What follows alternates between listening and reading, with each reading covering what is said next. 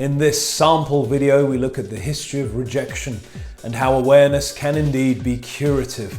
As ever, if you like this video, be sure to click the like button below and hit subscribe.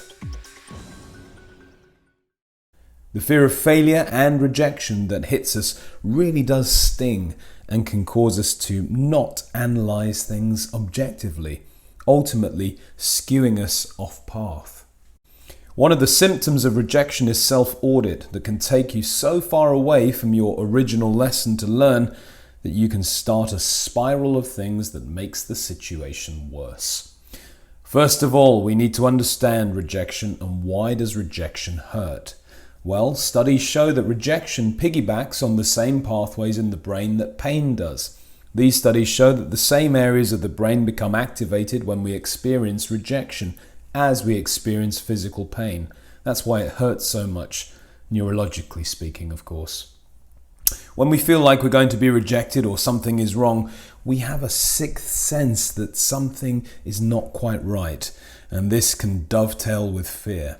Just as we talked about in the fear module, this can become a virus that can infect your brain, and you are starting to action items that are no longer a threat out of fear. Our brains are hard-coded to avoid rejection as it served as a vital function in our evolutionary past. In our hunter-gatherer days, being ostracized from our tribes was akin to a death sentence, as we were unlikely to survive for very long. Evolutionary psychologists assume the brain developed an early warning system to alert us when we were at risk of being removed from the tribe because it was so important to get our attention.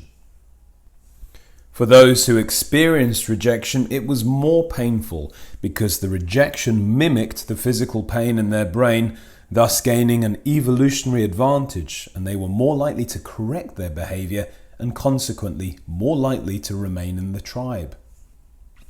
The way that our brains are set up and connected also makes this far more intense, as we can relive and re-experience social pain on a far more vivid and intense level than we ever do physical pain.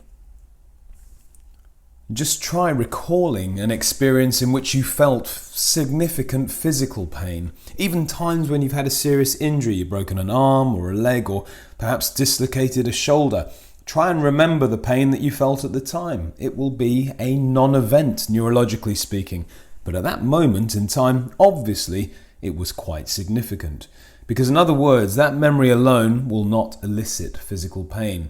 But try reliving a painful rejection and you'll be flooded with many of the same feelings that you had at the time. Your brain will respond much as it did at that time. This is, as we discussed, linked to our evolutionary past. If you broke an arm or cut yourself, you would most likely survive and naturally be none the worse off for it. But our brain prioritizes rejection experiences because we are social animals who live in tribes. Rejection also destabilizes our need to belong. We all have a fundamental need to belong to a group.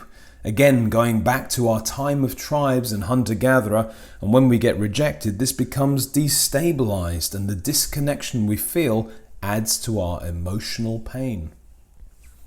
All studies show that rejection creates surges of anger and aggression.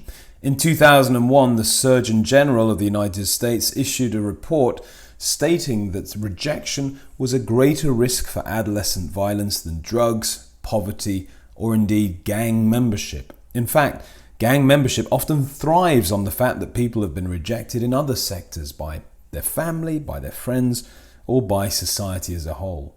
Countless studies have demonstrated that even mild rejections lead people to take their aggression out on innocent bystanders.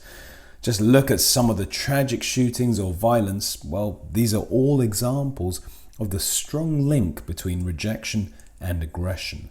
One of the main symptoms of rejection is an internal desire to seek and destroy our own self-esteem. We respond to personal rejections, for example, not getting that job, being fired, not getting the sale, or indeed romantic rejection by finding fault in ourselves, and we go into this spiral of self-audit, detailing to ourselves all of our inadequacies when we're already down. and kicking our self-esteem totally to the curb. In reality, most of these rejections are a matter of poor fit and a lack of chemistry, incompatible lifestyles, culture, or just wanting different things at different times. But aiming at ourselves and attacking our self-worth only deepens the emotional pain that we feel, and it makes it harder for us to recover. There are also studies that show that rejection temporarily lowers your IQ.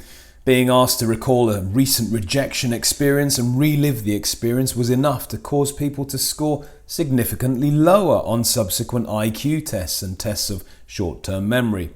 Tests of decision-making were also impeded when we recall reeling from a painful rejection, meaning thinking clearly, it's just not that easy. Rejection does not respond to reason.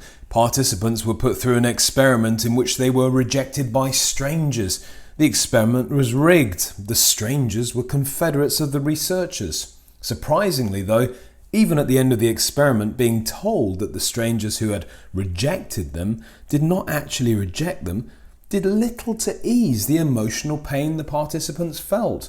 Even being told that the strangers who had rejected them belonged to terrorist organizations or people that were in jail for violent crimes did little or nothing to soothe the people's feelings. With the growth of social media, there's now social rejection. Social rejection occurs when an individual is deliberately excluded from a virtual social relationship or social interaction. For example, you don't get the likes you thought you would or the views. It all goes back to that hardwired fear of being excluded from the tribe. A person can be rejected by individuals or an entire group of people, and on Facebook, Twitter, LinkedIn, YouTube, all the social media functions, this is played out for the whole world to see. It's far easier for someone to say they don't like somebody from behind a computer screen. This is further amplified by this new world where we are not building the personal relationships that we used to. We're relying instead so heavily on virtual relationships and hiding behind technology.